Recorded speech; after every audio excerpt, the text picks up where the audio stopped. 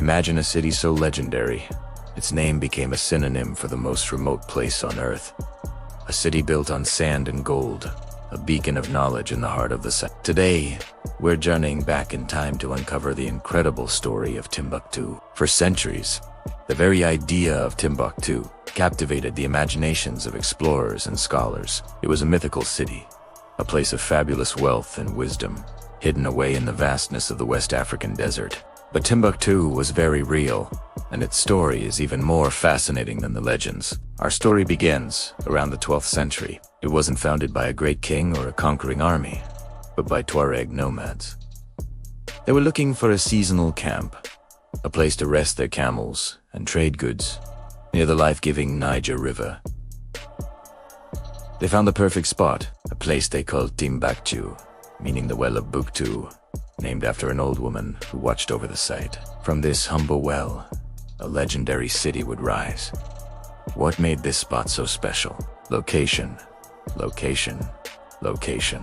Timbuktu was perfectly positioned at the crossroads of major trade routes. To the north, the endless Sahara Desert. To the south, the fertile lands of West Africa. Camel caravans, the ships of the desert, would arrive from the north, laden with precious salt from the desert mines. Salt was so valuable back then, it was often traded for its weight in gold. And where did that gold come from? It came from the south, from the powerful empires of West Africa. Timbuktu became the ultimate trading hub, where salt, gold, ivory, and enslaved people were exchanged, creating immense wealth. This explosion of wealth didn't go unnoticed. In the early 14th century, the mighty Mali Empire, led by its most famous ruler, Mansa Musa, set its sights on Timbuktu. You might have heard of Mansa Musa. He's often considered the richest person in all of history. In 1324, he made a legendary pilgrimage to Mecca. His caravan was so vast and carried so much gold that when he passed through Cairo, he gave away so much of it that he actually destabilized the local economy for over a decade. On his way back from Mecca, Mansa Musa annexed Timbuktu into his empire. But he didn't just conquer it, he transformed it. He was a devout Muslim and a patron of learning. He commissioned the construction of magnificent mosques, including the legendary Jingabur Mosque, which still stands today. He invited architects, scholars, and poets from across the Islamic world to come to Timbuktu. This was the beginning of its golden age. Under the Mali Empire, and later the Songhai Empire, Timbuktu blossomed into one of the world's greatest centers of learning. It wasn't just a place for trade, it became a city of scholars. The Sankar University, a collection of independent schools and libraries, was at the heart of this intellectual boom. It wasn't a university like we think of today, with a central campus. Instead, it was a community of masters and students gathered around the city's mosques. Students from all over Africa and the Middle East flocked to Timbuktu to study a vast range of subjects. We're talking about astronomy, medicine, mathematics, law, geography, and philosophy. The city was home to tens of thousands of students, making it one of the largest intellectual centers of its time, rivaling those in Europe and the Middle East. The most precious commodity in Timbuktu wasn't gold anymore. It was books. Scribes and calligraphers were highly respected, and private libraries flourished. Wealthy families would spend fortunes commissioning beautiful, hand-copied manuscripts. It's estimated that at its peak, Timbuktu housed hundreds of thousands of these men, creating one of the greatest libraries the world has ever known.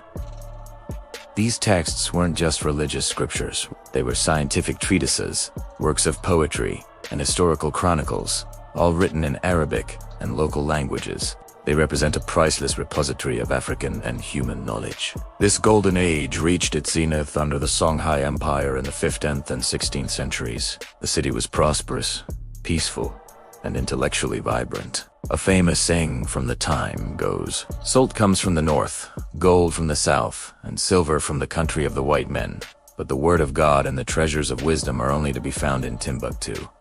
This perfectly captures the city's unique status. But like all great empires and golden ages, this one couldn't last forever. In 1591, a catastrophic event changed Timbuktu's destiny. The Sultan of Morocco, greedy for the gold of West Africa, sent an army across the Sahara. This army was armed with something the Songhai Empire had never faced before: firearms, specifically the Songhai army, though massive, was armed with traditional spears and swords. They were no match for the Moroccan gunpowder weapons.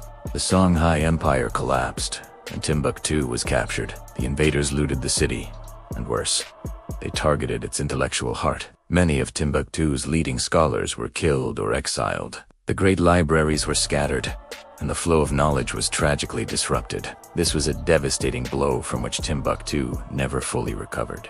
The trans-Saharan trade routes began to decline as European powers established new sea routes along the African coast.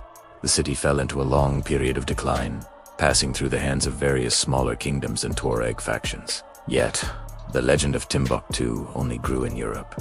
It became a mythical, almost unreachable destination, a lost city of gold. European explorers became obsessed with being the first to reach it. Many tried, and many perished in the harsh desert. Finally, in 1828, a French explorer named René Cailly managed to reach the city disguised as a Muslim traveler. He stayed for 2 weeks and was one of the first Europeans to return alive with a first-hand account. His description of a city of mud brick houses, far from the golden metropolis of legend, was a bit of a disappointment to the European public, but it finally pierced the veil of myth. Shortly after, the French colonial empire expanded into the region, and by the late 19th century, Timbuktu was under French rule. The colonial period brought more changes, but the city's glory days were long past. So what is Timbuktu's legacy today? It's a story of both incredible achievement and tragic loss. It stands as a powerful testament to the fact that great centers of learning and culture have existed all over the world, not just in Europe or the Middle East.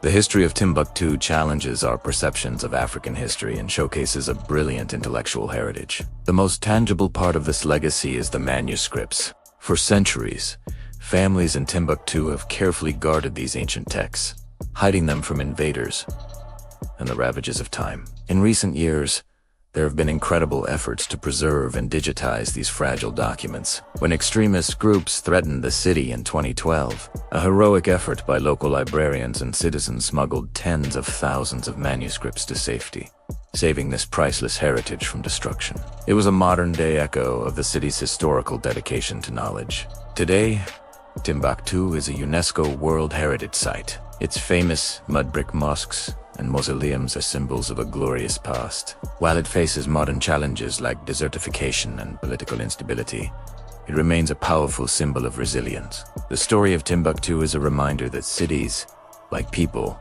have complex lives. They can rise to incredible heights of wealth and wisdom and then fall into hardship. But their spirit, their stories, and their contributions to human knowledge can endure. The Golden City may be gone, but the city of books lives on in the thousands of manuscripts that are still being studied today, continuing to share their wisdom with the world. Thank you so much for joining me on this journey through the sands of time to rediscover the magnificent city of Timbuktu. If you enjoyed this video, don't forget to like, subscribe, and hit that notification bell for more historical deep dives. See you in the next one.